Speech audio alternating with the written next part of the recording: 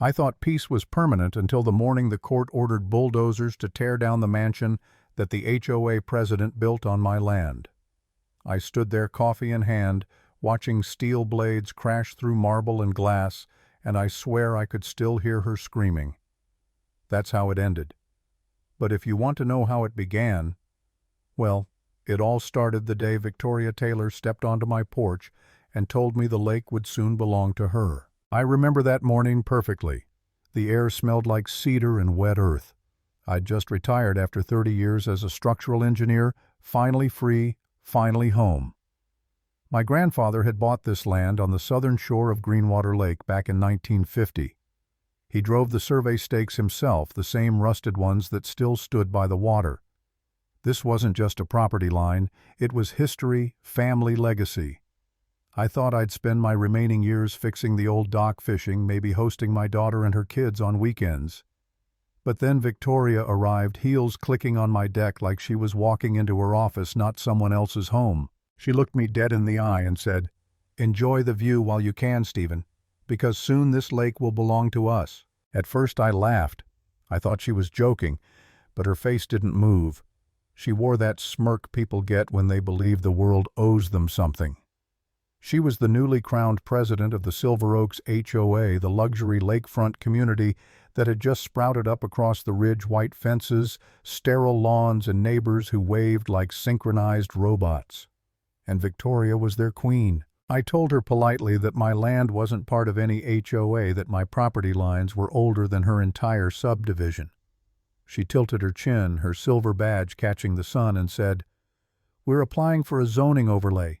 Soon your parcel will be integrated." Integrated. The way she said it sounded less like paperwork and more like invasion. At first it was small things. A few decorative fences creeping over the line, joggers cutting through my trails, kids on jet skis tearing up the cove after midnight. I called the sheriff more times than I can count, but every time they gave me the same line, "We'll file a report, Mr. Thomas." Nothing ever happened.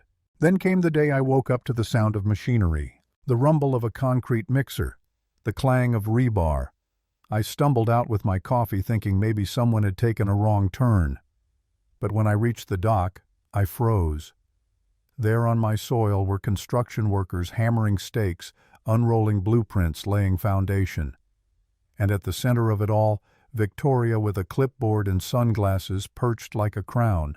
I shouted over the noise, "What the hell are you doing on my property?" She turned calm as a snake. "Community construction," she said. I pointed at the concrete forms. "That's not community, that's my land." "Technically," she said, "the boundaries are under review." My blood boiled. "You don't have a permit, you don't have a deed, you don't have a damn right." She just smiled. "Times change, Stephen. Communities evolve. You can fight it if you want, but by the time you get your day in court, the mansion will be finished." That night I couldn't sleep. I walked the shoreline with a flashlight, tracing the old markers my grandfather had hammered into the earth 50 years ago. They were still there, crooked, rusted, but real. And beyond them stood something new, a chain-link fence gleaming in the moonlight, cutting through my property like a scar. Behind it, lumber rebar, portable toilets. They weren't trespassing anymore. They were occupying. For days I tried to stay calm. I called zoning, the county, even the HOA board itself. Everyone shrugged, told me it would take time. That's exactly what Victoria wanted, to drag things out until her mansion was too far along to stop. Then one morning she showed up again, clipboard in hand, smiling like she was about to offer me a gift. "Mr. Thomas," she said sweetly, "once your property becomes part of Silver Oaks, you'll enjoy all the benefits of membership security patrols, shared amenities, property value protection." I laughed in her face. "You mean I'll enjoy paying dues to a club I never joined?" Her smile cracked. "Community alignment is inevitable. You're the last holdout." That phrase, last holdout, hit me like a slap. My father had been called that too, decades ago, when developers tried to buy him out. He told them the same thing I told her that day. Some things aren't for sale. But she didn't hear me. Or maybe she didn't care. The following weeks were hell. Every day there was some new provocation. Fences shifting, neighbors setting up picnic chairs on my shore, kids building bonfires out of my firewood. When I told them to leave, they said Victoria told us this was community access.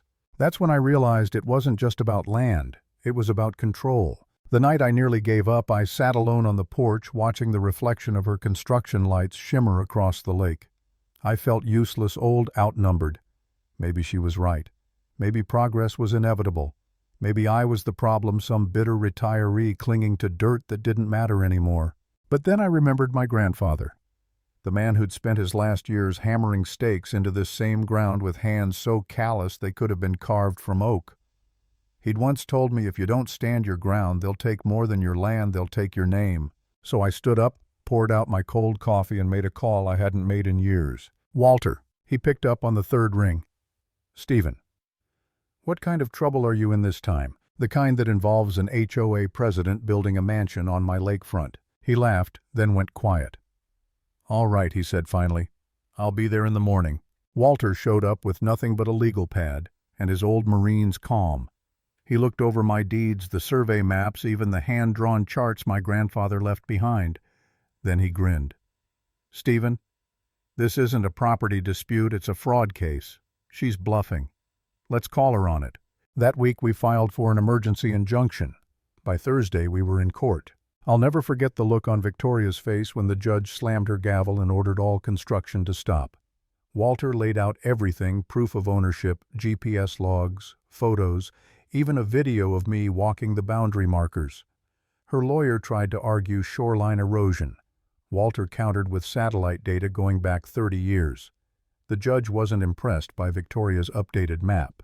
It had no stamp, no certification, just her signature scribbled across fake borders. When the judge said stop work immediately, I felt my chest loosen for the first time in weeks. But if I thought that was the end, I was wrong. Within days, the trucks were back. Not in broad daylight this time, but at dawn when the fog was still thick and quiet. They unloaded materials behind the fence, pretending the court order didn't exist. When I called Walter, he sighed.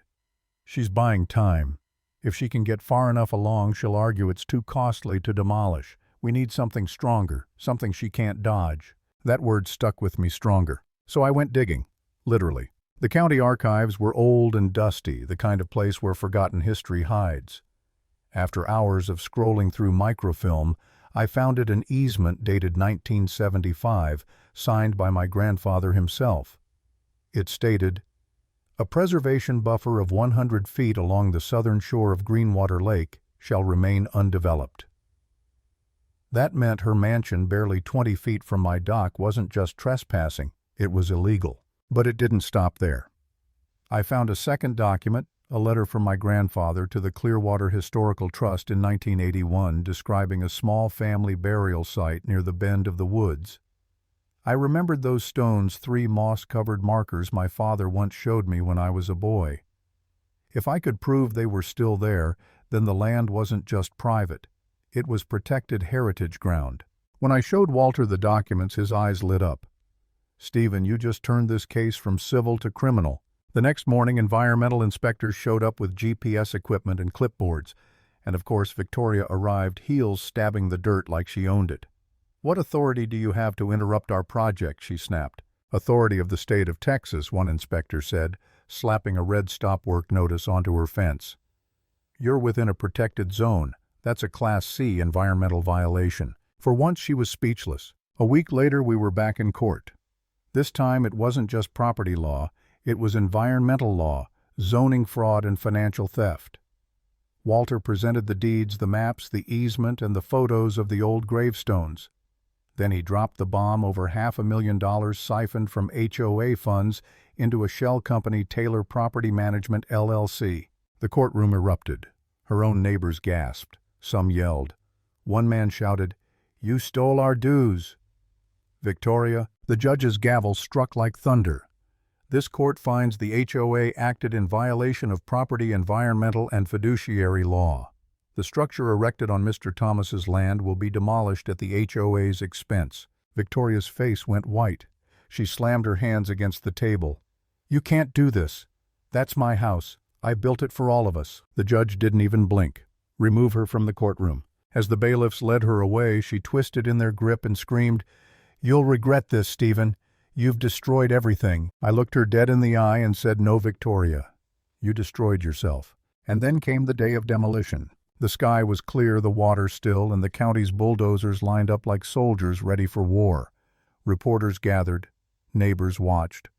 Walter stood beside me, hands in his pockets, calm as ever. "You ever think you'd see this day?" he asked. "Not like this," I said. The first blade hit concrete with a sound that shook the air. Cracks spread through the walls like lightning. Glass shattered beams, snapped dust rolled over the water. It was loud, violent, and strangely cleansing. Halfway through, a white SUV skidded onto the gravel. Victoria jumped out. No pearls, no heels, just a hoodie and desperation. She ducked under the caution tape, yelling, "Stop! You can't do this. That's my house." The site supervisor didn't even look up.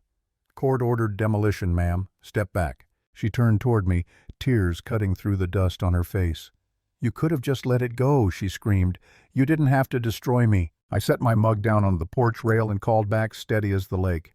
"You never had it, Victoria. It was never yours to take." She fell to her knees, sobbing as the last wall came down. By sunset, the mansion was gone, just a scar of soil and a quiet lake reflecting the sky like nothing had ever happened. The land was free again. I didn't cheer. I didn't celebrate. I just stood there feeling the wind off the water and whispered, "We did it, Grandpa." Sometimes victory doesn't roar. Sometimes it's quiet, the sound of justice echoing across the lake you refuse to surrender.